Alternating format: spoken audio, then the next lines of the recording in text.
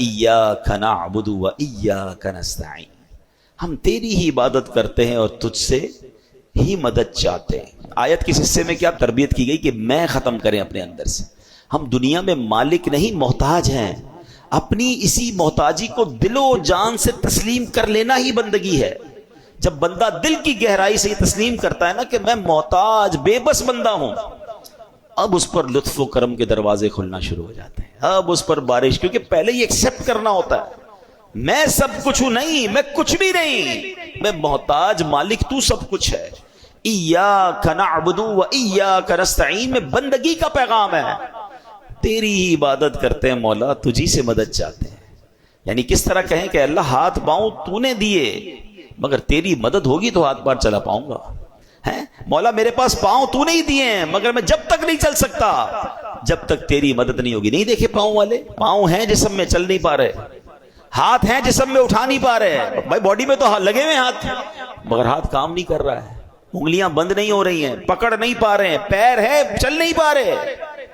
پتہ چلا پیر کمال نہیں ہے، اللہ کی طرف سے توفیق ہوگی، مدد ہوگی تو پیر چلے گا۔ ہاتھ ہونا کمال نہیں ہے، ہاتھ میں رب کی طرف سے دی گئی طاقت ہوگی تو ہاتھ چلے گا نا۔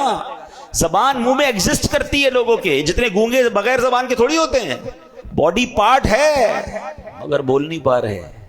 اللہ کی مدد ہوگی، اللہ عطا فرمائے گا تو بندہ بول پائے گا۔ آنکھیں لگی ہوئی ہوتی ہیں، اندھے بغیر آنکھوں والے نہیں ہوتے، ان کی باڈی میں آنکھیں فکس ہیں، ہماری جیسی آنکھیں۔ بعض ہوگا تو یقین نہیں آتا یہ بندہ اندھا ہے، بالکل اچھی آنکھیں صاف ستھری نظر آ رہی ہیں اس کی آنکھیں، اچھا دیکھ بھی ہمیں رہا ہوتا ہے، ہمیں لگ رہا ہے ہمیں دیکھ رہا ہے، مگر اس کو کچھ نظر نہیں آ رہا ہے۔ پتا چلا کہ یہ بات اجاگر بار بار دل میں کرنی ہے، مولا سب کچھ دیا ہے تو نے، مگر اس کا فائدہ مجھے جب پہنچے گا جب تو چاہے گا، تیری مدد ہوگی، میں محتاج۔ جب بندہ اس طرح رب سے کنیکٹ ہو جاتا ہے نا، اس طرح رب کی بارگاہ میں رجوع لاتا ہے اور یہ ایکسپٹ کرتا ہے دل سے، ایاک نعبد و ایاک نستعین، تیری ہی عبادت کرتے ہیں، تجھی سے مدد چاہتے ہیں، ہم محتاج تو مالک۔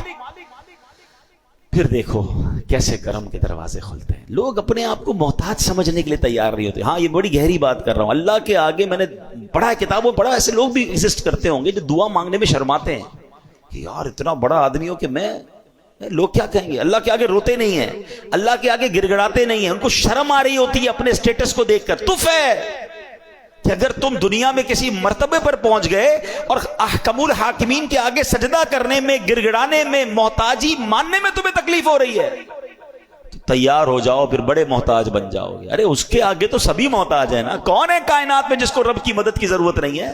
اگر آج مرتبہ، عزت، شہرت، دولت، کوئی مقام، کوئی سٹیٹس ہے بھی میرے پاس تو دیا کس نے ہے؟ ہم تو یہاں یہ سمجھاتے ہیں کہ اپنے ماں باپ کے آگے کبھی مت کہا کرو میں بڑا آدمی ہو گیا ہوں، یہ بھی غلطی کرتے ہیں لوگ۔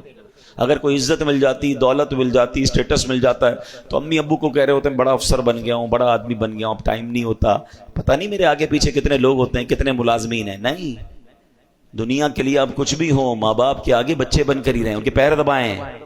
ہاں ان کو یہ نہ کہیں میں بڑا ہو گیا ہوں، ان کا بچہ ہی ہوں میں، اور ان کو یہ احساس دلائیں کہ دنیا میں کچھ بھی بن گیا ہوں آپ کے قدموں میں، ہوں آپ کا بیٹا، ہوں آپ کا بچہ، تو عزت ملتی ہے نا، تو دعائیں ملتی ہیں۔ ماں باپ پہ بھی افسر ہی جھاڑیں گے، ماں باپ تو پھر بھی ماں باپ ہے، وہ تو رب ہے نا، خالق کائنات کے آگے تو میں محتاج، میں کچھ بھی نہیں۔ ایکسپٹ کیا کرو، اللہ کے آگے گر گڑا کر کہا کرو کہ اللہ جو کچھ ہوں تیری عطا سے ہوں، اور بندہ تیرا ہوں، محتاج تیرا ہوں۔ جس دن یہ کیفیت دل میں پیدا ہوئی نا کہ اللہ کے آگے بندہ سرنڈر کرتا نظر آئے، عاجزی کرتا نظر آئے، محتاجی کا اظہار کرتا نظر آئے، پھر دیکھو اس کی بارگاہ سے کرم کے کیسے دروازے کھلتے ہیں۔ یہ یاد رکھنا۔